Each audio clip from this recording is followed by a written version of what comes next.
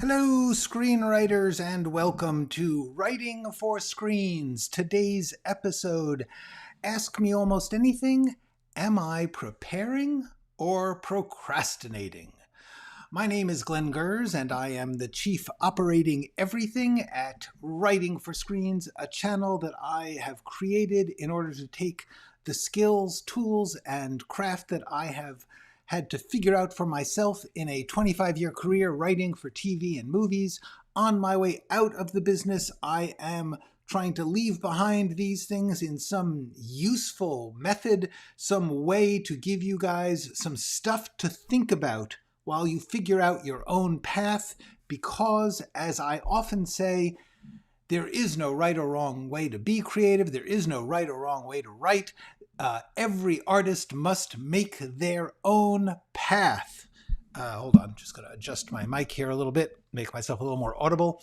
Okay, so yes, what I've tried to do is create a channel. This is a little screen grab of the main page. If you scroll down, you will see three playlists, the first three playlists, which are, here's a close-up, Screenwriting Essentials, Screenwriting Tools, Skills, and Craft, and The Process, Being a Writer. These three playlists, each together, contain about 50 short videos, each one about 10 minutes, on a very specific topic. Each topic is just the title and the thumbnail, so you can just scroll through it, look at them, and say, oh yeah, flashbacks, genre, character, whatever it is. That is going to be a bunch of useful little thoughts, tricks, things to try so that you can work out your own way to do it, because no one but you can decide what is the best way for you to work. All I can do is give you some tips, some skills, some tricks, things that you can try to see whether they work for you. Everyone is working their own way. Everyone is working on their own kind of thing. What you got to do is see what tools work for you at this moment. Every artist is doing that all the time. So, having put those 50 videos out there, and I urge you to look at them if you have any questions, because almost anything I'm going to say during these live streams, I have already said in those videos, probably better. But having done those videos, I am now live streaming. At the moment, it's every Wednesday at 1 p.m. Pacific Standard Time Zone. Each week, I try to take on a different topic. Today's topic is an Ask Me Anything, but I'll begin with this question. Am I preparing or procrastinating? And with that, I'm going to say some hellos and then talk about the topic. Okay, hello, Tom Lewis. Hello, Pelicans and Blaine and Susan. Hello. Hello, Akari. For sure I am procrastinating. What now? Yes, we'll get to that. Hello, Jens. Hello, Nicholas. Very, very nice. Oh, thank you. I really, really appreciate that. All right, so let's talk. Procrastinating. What is it? What are we doing? What do we do about it? Because as I said in the little description down below, I am looking at this question for myself. Everything that I'm saying is going to relate to my experience, my perceptions of this. People are very different on this. One of the things that you'll find is that some people way over prepare, some people under prepare. If you are an under preparer, yeah, you should prepare more. There's no question about it. However, the thing I'm discovering as I am going through my own work here is how much I do regret the amount of over preparing I do. I don't regret preparing. I don't regret the way I work. But I do notice that I will simply take too long to plunge into things. And that the things that I have gotten done have only been accomplished by, at a certain point, getting frustrated with my own over-preparing and just doing it, even though I did not feel prepared enough. And this is from someone who over-prepares. And what's more, the things that I did that I over-prepared for, while it was incredibly impressive how much I over-prepared, well, I'm thinking about the independent films I made, stuff like that, even this channel. Almost always, the preparation actually kept me from being flexible. it kept me from being as relaxed and creative in the moment as I should have been. And so I do want to say, I do think that in general, the message I'm writing to myself, which I hope will also be serving to you, is that it's important to get things good, absolutely, but then it's more important to get it out. Truly, I do believe you'll hear so much, especially in the business and in the industry, when people are talking about how important it is to get it just right before you send it out. You only get one chance to make a first impression, all that stuff. Garbage. The truth is, you do the best you can and you keep doing. That is the truth. There is no such thing as perfect. There is possibly even no such thing as right. I don't know about getting it right. I think you just get it good. Get it as good as you can at the moment. And that's honestly my best advice. The advice I'm trying to give myself as I am doing the transition to working more in books and less in film. And I'm overthinking. I'm over preparing. So what I'm trying to do is just remind myself to get it good and then get it out. The examples I want to give about this are, for instance, I am currently trying to build a Substack. I feel like that's going to be my newest platform. That's going to be the best way for me to do my work and get it out there to you. It will still be associated with YouTube. I'm going to continue to do live streams and videos, but a lot of the work I want to do is Substack. I have to learn about Substack. So I am trying to research Substack before, and I got myself an account, and there's nothing on it. I may have even made it private. But the point is, in order to do this, you need to give a name. You need to create a little logo. So I found myself, I've got the name, I've got an idea for the logo, but I began to way overthink getting this logo just right. It's the logo. This is just some samples I made for myself of possible logos. This is obviously not one logo. This is 6 or 7, and I just put them there so I could look at them and just say what grabs me. And that's fine. There's nothing. There's certainly you should be creative and exploring and trying things out. But the problem for me is that I'm thinking, I have to get this logo right. I have to get it perfectly designed. I have to get it perfectly designed, and it has to be consistent in all the work I do. And it has to stay. Like if I do a book, it's got to be on the book jacket, and it's got to be consistent and stay. And the truth is, it doesn't. The fact is, I could just throw up a temporary logo for a while and then change it. And in fact, that's probably better. It's probably more fun. And yet, like I panicked when I started doing those. I did those logos 2 days ago.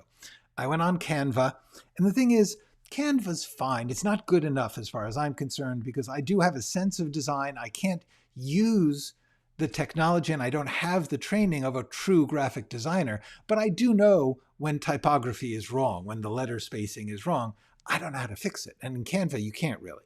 But the point is, I started to I was like, oh my God, I can't do anything until I get this logo. And I thought, just do something. Just do something and get it in there and get it open and get it started. You don't, like I said, I don't even have to make this public for a while, but getting things done. And the example I'm going to give about this is this channel.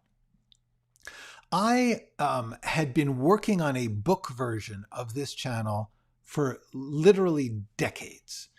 So I had collected hundreds and hundreds and hundreds of pages of notes and rough drafts. And I decided to change it into a channel and to do videos.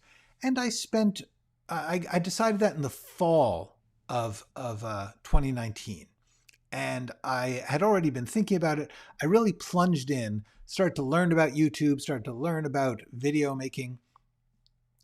And I was sort of getting it set up. And the pandemic hit in the spring of 2020. And I realized I had to move. Even though I wasn't prepared, I hadn't done all my videos, whatever it was, I needed to put myself out there at this moment when people were locked in and wanting education, wanting thoughts, wanting the stuff that I was offering, and they were there. And this new movement of Zoom and YouTube YouTube wasn't new, but the idea of teaching online was booming, was suddenly booming. And I was already working on it, but I wasn't ready. And then I decided to just put out a video as fast as possible. And then I just started to do one every week. I had the materials. It was very, very hard. I worked for a full year on that. But the point is, as I was doing it, by putting it out, that's how I learned to do things well. There is no way that I could have learned how to live stream, how to make a video, if I wasn't doing it, if I wasn't putting it out there and understanding the whole process. And this is really, really important. A work of art, whatever you're doing, is not done until it is available to be seen. You can't necessarily control if anyone will see it. The world is a busy place and people have a lot of other things to look at. So it's very hard to get people to look at your work. But you need to put it out there in case they can. And if you get a handful of people who can read it or watch it or see it, then you're working. Then you're an artist. Then you're doing it. Even if that is simply putting it online and your own website, or putting it on YouTube, or putting it on, DeviantArt, whatever it is, Etsy, getting your stuff out there is a crucial part of being ready. You can't be ready until it's too late. You'll be ready for the next one. That is the big message I have about procrastinating. If you are procrastinating because in the sense that you are not working, as opposed to overworking. My form of procrastination is overworking. My other form of procrastination is project switching. But my biggest form of procrastination is simply overworking. Working something through, doing 1,000 different thoughts on it and versions of it and prep for it without actually doing it. That's the important thing. And that's what I was trying to say is the important thing is, are you doing it or are you preparing to do it? Everything you do, you probably need some preparation. However, if you are not, to a certain extent, plunging, jumping off the cliff, plunging into the deep end, trying something even though you are not entirely ready, you're probably not doing a good process. The process that you need to work has to include getting comfortable with jumping in. Now, that doesn't mean you have to show it to anyone at that point. You can do a rough draft. I made some videos and didn't put them out. You can write a draft, but you got to plunge into the thing itself. When you do that, you grow and learn and do better work immediately. There is only so much planning or preparation that will help you. And that's my main point. The other point I would have is when you are working on a particular project, you tend to think it's way more important than it really is. And so therefore, I would emphasize process over product. Worry about your doing the thing and getting it done and getting it out and doing that over and over again more than the brilliance of any particular piece. Obviously, there are going to be certain circumstances where this is not the best advice, but most of the time, ongoing work that is presented, that is completed, is the solution to the problem of procrastination. I know it sounds like it's the other way around, like, oh, when I stop procrastinating, then I'll get stuff done. Get stuff done in order to not procrastinate. That sounds very, very weird, but it's better to do something, to do it badly, to do it awkwardly, to do it in whatever bad way you are. That's the actual secret to not procrastinating. If your procrastinating is that you are not doing it, this is even more the secret. The answer is just do it. Just do a little bit. The just do it is such a cheap out, as if it were easy. What I'm saying is, if it is not easy, find the amount that is easy. Even if that amount is literally just one word. If you are writing something and all you can do is write one word, I'm betting you can do a sentence. And there have been days when all I've gotten done was one sentence. But if you do one sentence repeatedly, you will build up a momentum and a comfort and a rhythm, and you will stop procrastinating. But if you wait, if you hold off, that is the key. And likewise, if you do another thing, that is, sometimes you can do that. Sometimes you can trick yourself and you can have this one thing. I'm always doing the other thing than the thing I think is the best thing. Because I'm like, oh, well, I'm not ready to do the best thing, so I'll do this other thing. My entire career has been the other things I've done when I was trying to not deal with the best thing. Anyway, those are some of my thoughts. If you are in some way inclined to not prepare at all, first of all, check if you are doing what I call running over hot coals thing. In other words, many people, if they do their creative work, they're afraid of the creative work. They're afraid of self-consciousness. They're afraid of judgment, whatever it is. So they say, I'm going to do this the way people run over hot coals, which is you go as fast as possible and hope you don't notice your feet are burning. I believe that the key there is, in the long run, it may work sometimes, just like project switching works sometimes. But what really works is actually slowing down, having some pain. And the way that you can tell is if you are going so fast, if you are plunging in and running over the coals and you're not making it all the way across. If you're doing the hot coals and it's going all the way across, cool. If that's the way you have to work, that's the way you have to work. If you're not getting all the way across, change your method.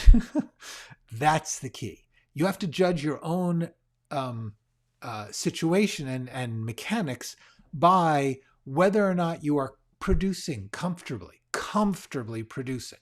That's the key to being an artist. Okay, let me go back and look at some comments and say hello. Oh, I think I said all these hellos. Let me get down to where. Okay, damn you all says the topic makes me feel attacked.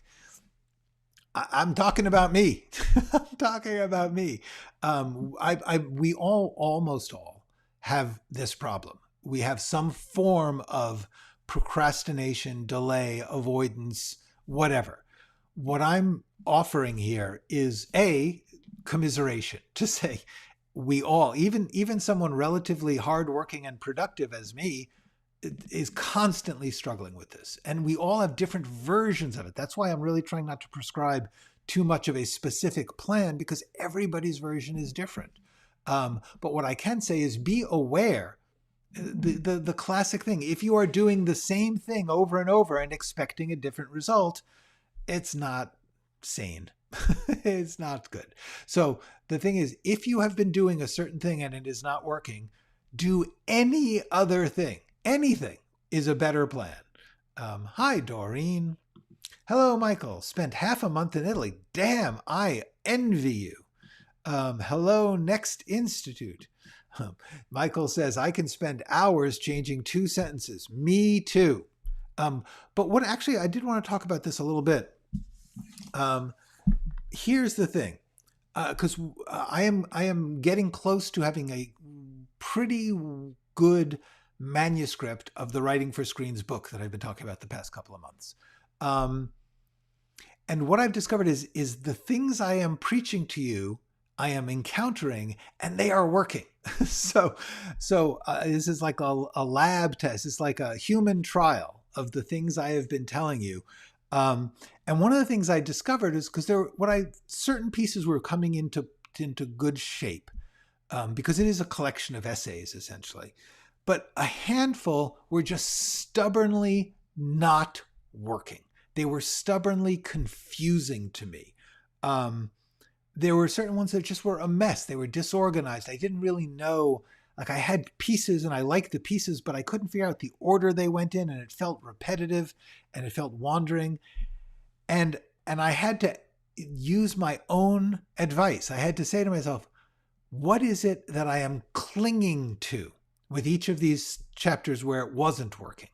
But the main thing that I did was I used this thing that I'm saying to you, which is, if you simply work through it, repeatedly, every day, a little bit, and don't grind too much. Do a bit, move on to the next piece, move on, keep getting things done. And if you're really, really stuck on something, just move on to the piece after it and come back to it later. All the pieces that were really hard for me, when I came back to them after I'd gotten the other ones in good shape, they suddenly were clear. The answer was suddenly there, just like without any stress or confusion. I just looked at it, the same things that I had looked at for months and not been able to grasp how to make it work. I was suddenly like, oh, I have to cut that. I have to move that. It just smooth as silk, beautifully easy, with no difference to the thing. It was just that I had worked through, I had gotten comfortable with the work itself, with the language and the style of the thing, and enough of it was working that somehow or other, and this is like literally magical, but it does happen if you follow the process. And my process was, here, I can show you a little bit of it. The process was, okay. What I got here is here. If you just look at this part over to the side, don't know if I can, but the left-hand side, there's this list. This is all the essays. This is all the chapters. And each one of them I was color coding, like this. See, there's all these different steps. There's basic rough draft, a little better, not bad, good, and polished number 1. That's how far I've gotten. But as you can see, almost all of these are polished. Now, we got a couple that are not bad, or pretty good. But the point is, what I did was I simply went through, as you can see, some of the ones that I've not gotten are stuff that I was just like, it's pretty good, but I don't quite feel it. I don't quite see it. And what I did was I just worked on everything else. And then slowly but surely, when I came back to those, I was like, oh, I see it now. It's sort of like if you're I don't know, cleaning a room and you're just like overwhelmed, and you walk away and you do something else, clean another room, and then you come back to it. Sometimes something will become visible. Something will become sensible in a way that it wasn't, even though all you've done is change your perception, but that may be all you need to do. Anyway, that is how I have been working, and it has been working. And so what I've discovered is the process of literally doing it, the process of following the process, even if you don't believe you are ready, even if you don't know the fate of it, if you don't know what you're going to do with it necessarily, but if you do the process of working through piece by piece, it really answers itself. The work tells you how to do it if you continually work on it, not grinding, not stuck, not fighting the same battles over and over again. If you're having trouble, move to something else, get to a new way, try a new style. One of the things I did was I changed the font. I just went through and I reformatted it in a different font. And it was like I was seeing a whole, like I was criticizing someone else's work. So those are the things. I guess what I've discovered is I cannot know before I do it how to do it. I need to do it in order to learn how to do it. And especially as I'm trying a whole bunch of new things, even just changing the formatting in this software was actually quite an emotional struggle. Okay. Hi, Larry. Akari says, my whole life was like cramming for an exam and rushing my work until now. This question is so pertinent. Look forward to hearing your take. Okay. Yeah, my take is, it's interesting because your problem is rushing and cramming, in which case, obviously, a little preparation, a little, I guess, honestly, once again, process over product. This is really important, especially if you're rushing, to say, I'm going to take this, maybe you have to rush through it. Maybe that's just how you work, but then rush through it 5 times, like rush through it and then come back another day and rush through it again. And if you find you are doing the exact same thing over again, do something to shake up your process. Don't worry about the product. Don't even think about the product. Change your process. Read it backwards. Read the page, every page, just look at that page as a page and go backwards. Do something to mess up your grind, mess up your way that you procrastinate. Everyone procrastinates differently. Literally, some people procrastinate by rushing. I know that sounds weird, but it is true. Anyway, that's my take is, if you are cramming and rushing, make part of your process something that forces you to slow down, like literally separate it into pieces and only look at one piece per day, something like that. Or do another thing and come back to it. Okay. David says, I am taking a class to overcome my conceptual mind and strive for more intuitive writing. Neat. I like that.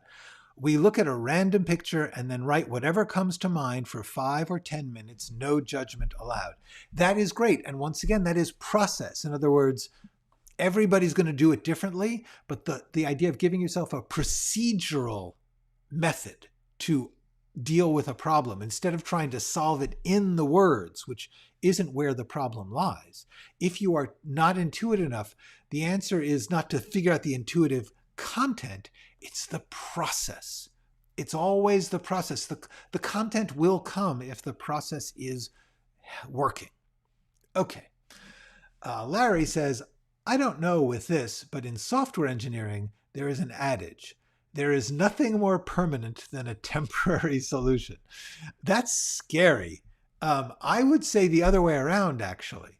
Although yes, I mean, I guess what that's saying is if you just do something, you can build from there. It stays in, it works. For me, what I've been learning is there is nothing more temporary than a permanent solution. That the more things that I like the format of these videos or the plans for these live streams or anything I have ever done, I have discovered, even if you think you've got it locked down, time and continuation will unravel it and make you need to do a new fresh version or a new fresh thing. Even the things I've done that were finished, like my movie Disfigured, I'm discovering that if I want to continue its life as something that people can see, I may have to do some stuff where I have to, basically reformat it or redistribute it, or all these things where I have to, things that you thought, you spent years, literally, I spent years making that as good as I could to make it done. It's never done. I believe that individual pieces may be done, or as some artists have said, not so much done as abandoned, let go of. But what I've discovered is it's a constant process. It's a constant process. And the more that you try to get it just right and solve everything, the more that things don't work. That is, it simply doesn't happen. That's my experience. Hi, Ricky. I like the Stripe logo. Do a little. It's funny. I was thinking that too. I was thinking I like the Stripe one too, but I really also like this one over the triangle, the big bold triangle, over to the right hand side. I like that. Oh, also the proportions are wrong, but the one above the triangle, with the V that's sort of like looks sort of hand printed or scratched or something, and actually the middle in the center. Yeah, I got to work on that. Let us choose. No way. But that's okay. That's for me. While I really find other people's reactions interesting, I need to make it myself. I need to make that choice myself. Okay. Every single sentence I draft is a placeholder, but that's the raw material. Yes, that's absolutely true. Every single sentence you draft is a placeholder because you're going to keep working on it. Next Institute says, yes, project switching. I am now forcing myself to stick to it. It's hard. Hopefully next month. Yes, me too. We are like this. I am recognizing that sometimes you need to juggle a bunch of projects to keep yourself working on them when they're seemingly hopeless. But then at a certain point, you got to lock in. You got to choose and say, I am going to complete this one. For me, the one I'm completing right now is this Writing for Screens book. And the more that I just say, like, I got to get this done, the more I'm actually getting done. Hello, A-Link. Blaine Marcano, just do it. Yeah, I do worry about just do it, because just do it implies that you're just not doing it, as opposed to the truth, which is it's hard to do. You're not just not doing it. You are not doing it because there's something not working for you. So the idea that you just do it, that's a marketing slogan. It really is. It's a lie. On the other hand, I would say, all right, here's my solution to the just do it problem. Do it. Not just, it's not going to be just, it's not going to be easy, but doing is the solution. Doing is the answer. It may be hard to do. You may have to do it in ways that you haven't thought of. You may not do it. You may not do what you thought you were going to do, but doing as opposed to anything that is not doing. My problem has been that I have made doing the preparation. I felt, well, I'm doing, so that must be good enough. And it's not. Eventually you have to do the thing that you're preparing for. That's the key for me. Nicholas says, don't you think preparing for a thing and dreaming of doing it perfectly fulfills a different psychological need than doing the thing? Oh my God, yes. Yes. This is the damn truth. This is painfully true. The truth is, very often we don't do a thing because the other thing is preferable. And it's interesting because this, I think, ties into the nature of addiction. Because in reading about addiction, one of the things I've discovered is scientifically what they found is that the hit of the brain chemicals that are associated with addiction does not come from the thing. It comes from the anticipation of the thing. And I believe I am addicted to the anticipation of artistic accomplishment or creative work. Not even the accomplishment. I'm not actually that hung up on the results, but the work itself.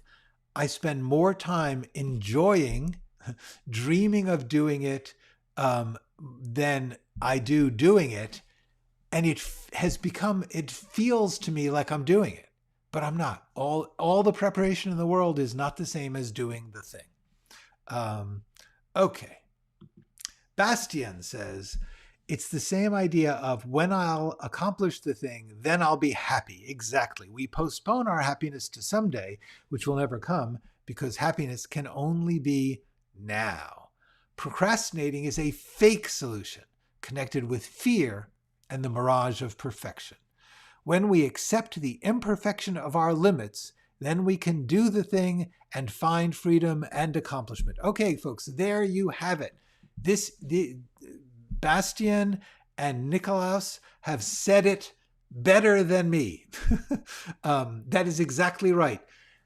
The thing that you do, the real doing, whatever that is by far more important, more satisfying, more meaningful, and more good than all the preparation or planning or dreaming that seems to be the real pleasure. And it's easy to take that route and just believe that you will eventually do the thing. What happens is, if you're lucky enough to be like me and get to your late 60s, you realize that you've spent all of this time planning and so little time doing. And I've done a lot, but compared to the amount of planning and prep that I've done, it's nothing. If I had spent all the time that I had spent preparing and planning, if I had spent that doing, that would be a thing I would be happier about. All right. Greetings, Lake Filter. Finished my writing session for today. Excellent. I am glad. A Link says James Clear's book, Atomic Habits, is helpful. He focuses on the power of small, consistent habits and the goal of improving 1% at a time. Yes. Habit stacking, placeholders, and more tips. It helped me. Great. That's really interesting. Atomic Habits. I will look at that. There's also a guy who wrote a couple of books based on the idea that you only have a limited number of weeks in your life. I can't remember his name, but he's done a couple of books. I think one's called like 4,000 Weeks or something. Shockingly insightful and powerful to me. And I've only heard interviews. I haven't even read the books. Will you include an essay on writing for small screens, i.e. content, in your Writing for Screens book? Not specifically. To me, content, I'm not sure I see a difference, but writing for small screens, I don't see as being different. For instance, the things that I try and talk about would apply. The whole reason I call it Writing for Screens is because it could be your phone screen, it could be a web video, it could be whatever. That's still going to me, require the same creative steps that any creative writing, and the whole point of this is screenwriting in the sense of writing narrative, dramatic scripts. That's the point. I'm not currently in this book and in this channel, I have not been talking about writing, for instance, serialized novels or short stories or other content. I'm going to sort of veer into that. I'm going to move into that more as I do more of that. Okay. Michael says, I looked at a painting and said, perfect. To the artist, it's unfinished. Exactly right. Leah says, I'm all eyes and ears and eyes. Nikolaus, I am sure you're right, and that's the perfect trap. Lifting procrastination way above what Bastian says, my recognition of the decade. Yes, I think that they are both true. That is absolutely the fact that we are essentially addicted or pleased by daydreaming, by planning, which planning is a form of daydreaming in many cases, is a danger. But I also believe that that what Bastian said is really important. When we accept the imperfection of our limits, then we can do the thing and find freedom and accomplishment. Honestly, that's really, really the best advice I know.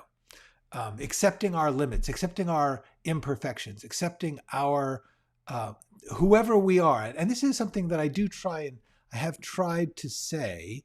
Let's see. And I have said it in many ways. Let me see if I can find a version of it.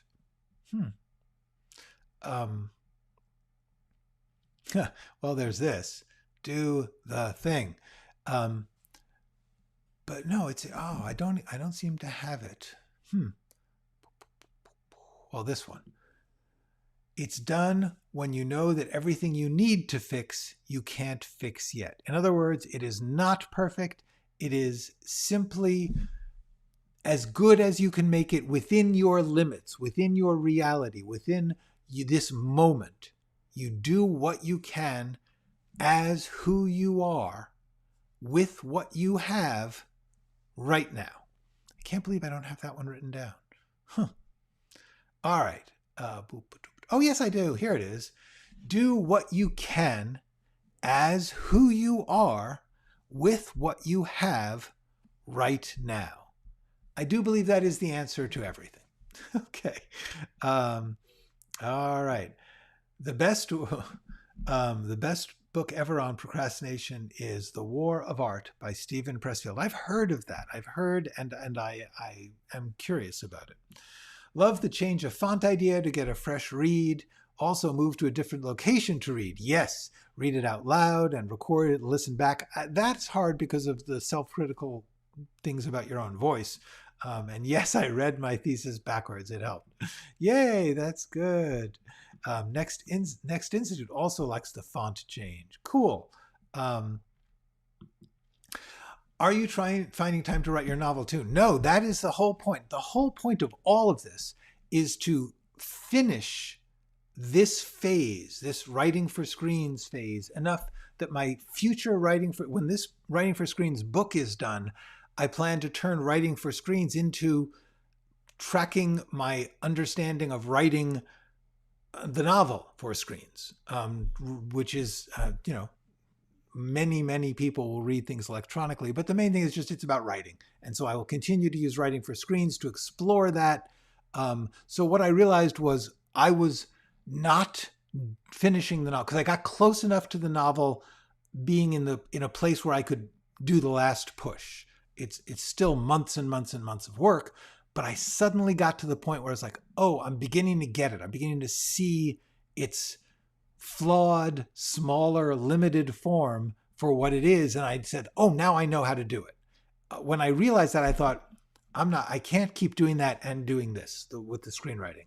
So I am trying to complete the screenwriting portion of my teaching and of my creative work so that I can do the novel, which will be in this fall, I'm going to be doing it. Okay.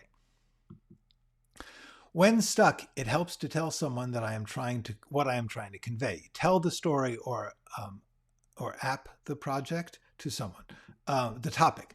Yes, absolutely. I often, to me, I tell myself. I don't like to tell other people because, first of all, they usually get confused. And also, I hate promising. I used to love it. It was a pleasure unto itself, talking about what I was going to do. I now so dislike it that it discourages me. But telling myself by literally writing it to myself as if I was reading it, and reading it as if I hadn't written it, that helps me. Telling myself the story. Okay.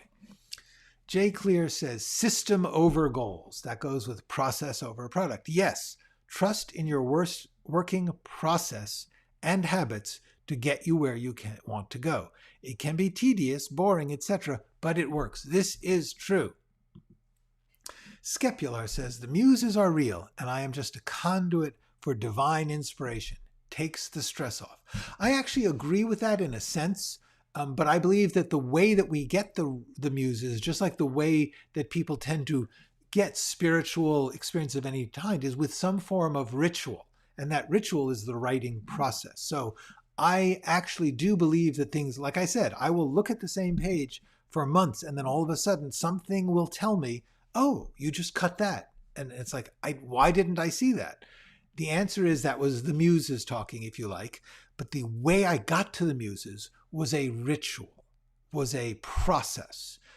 Just like people will, go to the sweat lodge, or they'll go to the top of the mountain, or they'll go to church. Whatever ritual you have in order to connect with those things that are outside of us and our control, which I include creativity as, muses or not, I agree. Okay. No more comments, no more questions. I'm going to have to, I'm getting my hair cut for right after this. Okay. I'm working on a draft for a novel and another one's still an outline. I find actually writing is much easier than actually preparing. What's easy is visually. Yes. It's weird after you get into the rhythm of it, how the writing itself is easier than preparing, but you never believe it. Alex Alexis, unrelated quick question. What was the shortest it took you to write an actual first draft after the outlining note-taking process had charged you up? This is a good question and interesting. The shortest was freakish. I was in my early 20s. I was working for an independent film company in New York City, and they had a draft of a script that they were preparing to present to a studio for financing. And I was working for the company, advising them on writing and helping out. And I knew that the script wasn't working.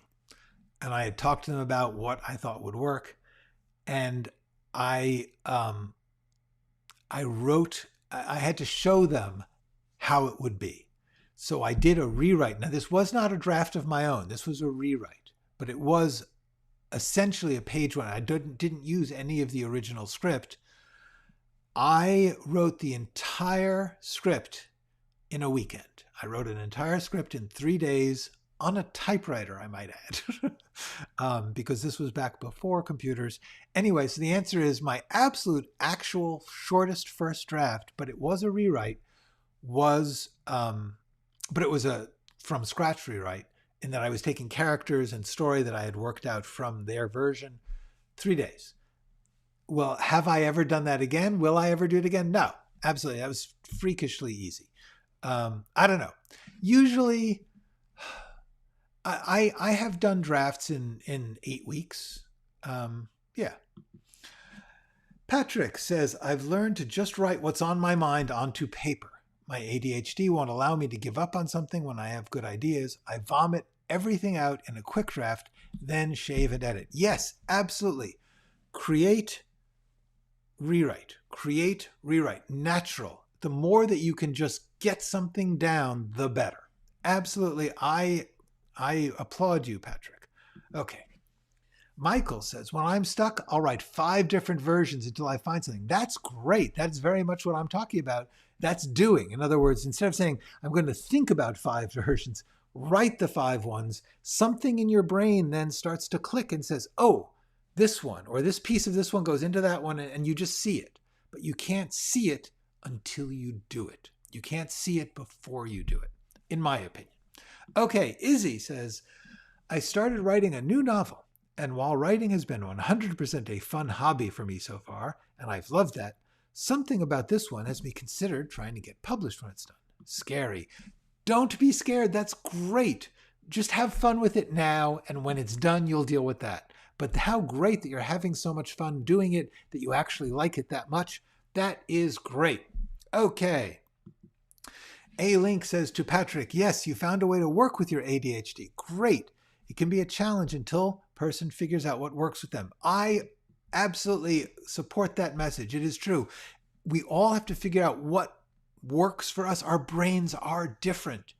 Each one of them. And our brains are different at different times in our lives, but our brains are not the same. And therefore, the same solutions will not work. You have to figure out what's right for you. And whatever that is, you'll know if it's productive, if it makes you feel better, if you feel happier, if you get things done. That's the right answer. And it doesn't matter if nobody else does it like that. Okay. Yes. Great, Patrick. Well, cool. I am going to end a little early today because, like I said, I got to go get my hair cut. So I am going to, when you see me next week, I'll have shorter hair. Great to talk to you. Thank you all so much for being here. I hope this was helpful. I will see you next week. And until then, please go write something.